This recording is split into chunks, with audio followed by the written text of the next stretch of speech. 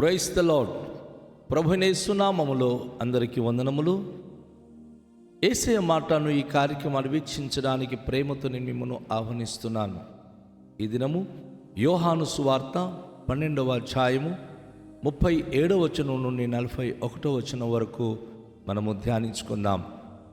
యేసు ఈ మాటలు చెప్పి వెళ్ళి వారికి కనబడకుండా దాగి ఉండెను. ఆయన వారి ఎదుట ఇన్ని సూచక క్రియలు చేసినను వారు ఆయనందు విశ్వాసముంచరైరి. ప్రభువా, ఈ వర్తమానము నమ్మినవాడెవడు? ప్రభు యొక్క బాహు ఎవనికి బయలుపరచబడెను అని ప్రవక్తన యెషయా చెప్పిన వాక్యము నెరవేరునట్లు ఇది జరిగెను. ఇందుచేత వారు నమ్మలేకపోయిరి. ఎలైనగా వారు కనులతో చూచి హృదయముతో గ్రహించి మనస్సు మార్చుకొని నా వలన స్వస్థత పరచబడునట్లు ఆయన వారి కనులకు అంధత్వము కలుగచేసి వారి హృదయము కఠినపరచును అని యెషయా మరియొక చోట చెప్పెను. యెషయా ఆయన మహిమను చూచినందున ఆయనను గూర్చి మాటలు చెప్పెను. ప్రభునందు ప్రియమైన వాళ్ళరా, ఈ వచన భాగములో యేసయ్య మాట ప్రవచనాత్మకంగా ఒక అద్భుతమైన విషయాన్ని మనకు నేర్పిస్తుంది. ప్రభువైన యేసుక్రీస్తు వారి యొక్క జననము గురించి, ఆయన మరణమును గురించి, ఆయన రాజ్యము గురించి అందరికంటే ఎక్కువగా ప్రవక్త యెషయా అద్భుతమైన మాటలు ప్రవచించి ఉన్నాడు. ప్రవక్త తను దైవికమైన దర్శనము చూచిన వ్యక్తి. అద్భుతమైనటువంటి భవిష్యత్తులో జరిగేటటువంటి విషయాలు దర్శనను రీతిగా చూస్తూ తను ప్రవక్త యెషయా గ్రంథాన్ని ఆయన వ్రాశారు. అయితే ఈ వచనాలలో మనం గమనించినప్పుడు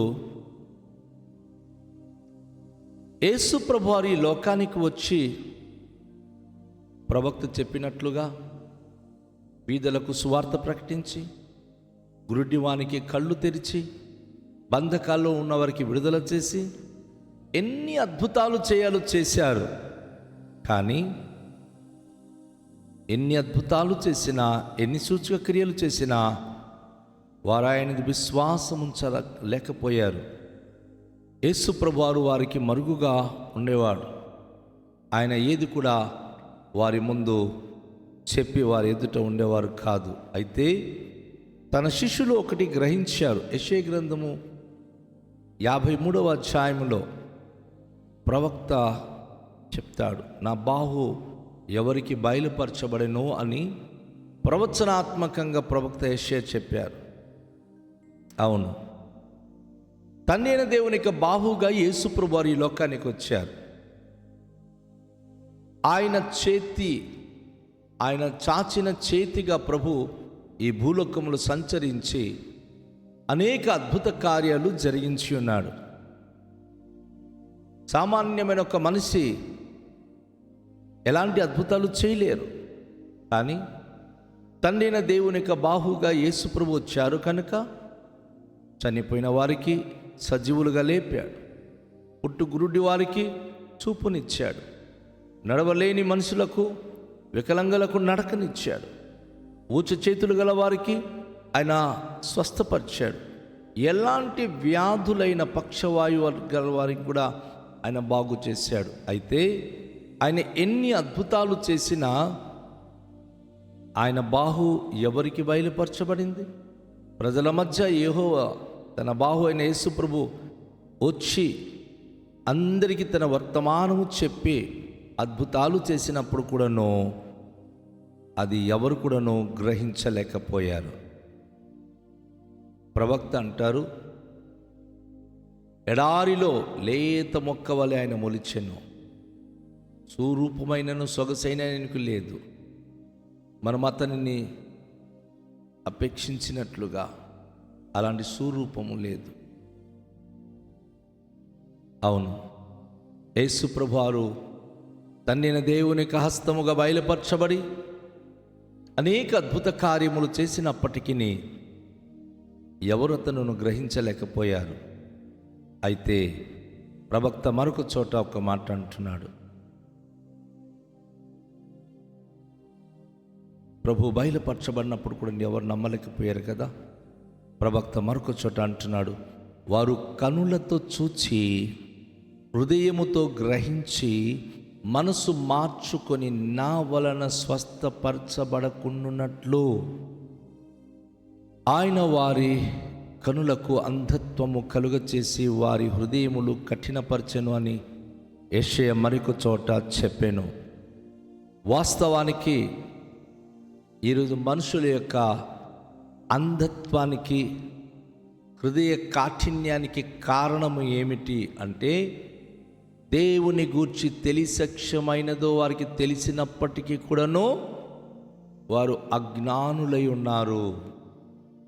ఈ యుగ సంబంధమైన దేవత అనేక మందికి గురుడితనము కలుగ చేస్తుంది. చూడండి, చాలామంది రోగులు ఉన్నారు, వ్యాధిగ్రస్తులు ఉన్నారు.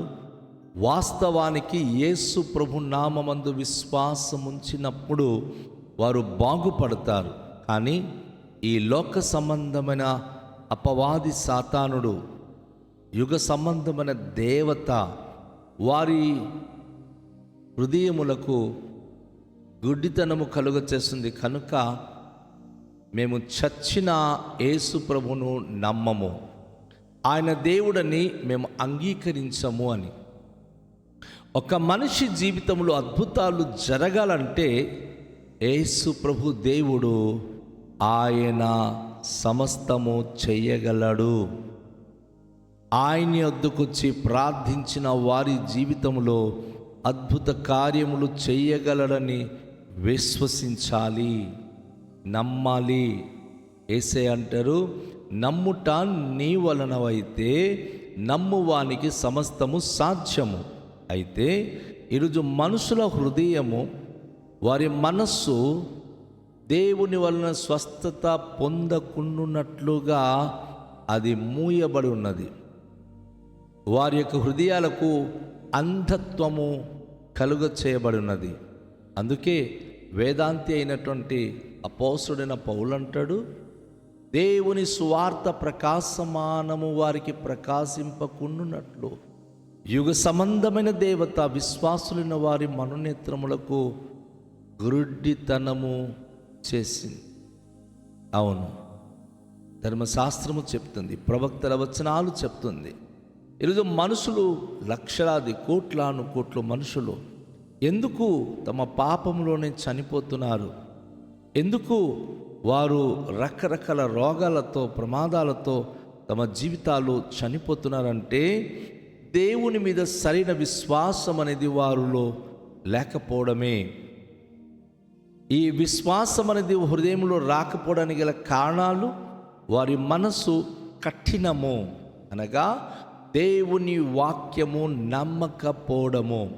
యేసుప్రభు వారు ఎంత బోధించినా, యేసుప్రభు వారు ఎన్ని అద్భుతాలు చేసినా చూస్తూ కూడా వారు చూడకుండా ఉన్నట్లుగా వారు గుడ్డివారుగా ఉంటున్నారు అని ఎన్ని అద్భుతమైన వర్తమానములు అందించినప్పుడు కూడా విని కూడా అది గ్రహించకుండా ఉంటున్నారు. కనుక వారి హృదయాలు కఠినమైపోయి వారి మనోనేత్రములు గుడిదైపోయినది. కనుక యేసు ప్రభు దగ్గరికి వచ్చి వారు స్వస్థత పొందలేకపోతున్నారు.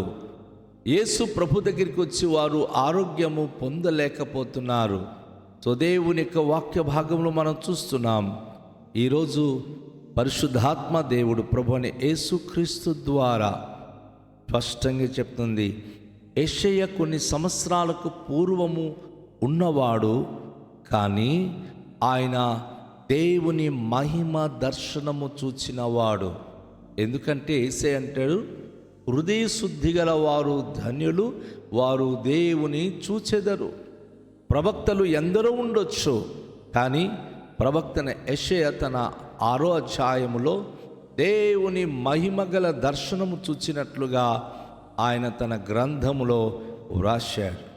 కనుక ప్రభు అయిన యేసుక్రీస్తు వారు ఆయన గురించి మాట్లాడుతూ, యెషయా ఆయన దేవుని యొక్క ప్రభువైన యేసుక్రీస్తు యొక్క మహిమ చూచినందుకు ఆయన గురించి మాటలు ఆయన వ్రాశాడని చెప్పి ప్రభువారు తెలియచేస్తూ ఉన్నాడు.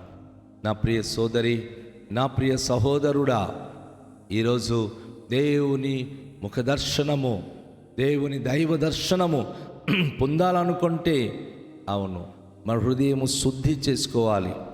మన మనసులు కఠినపరుచుకోకూడదు. దేవుని పరిశుద్ధ మాటలు ఏదైనా విన్నప్పుడు మన హృదయములో కఠినపరుచుకొని, నిజమా, ఇది జరుగుతుందా, ఇది నిజమా అనే ప్రశ్నలు వేయకూడదు. ప్రభు అయిన యేసుక్రీస్తు వారు చెప్పిన ప్రతి మాటలు మన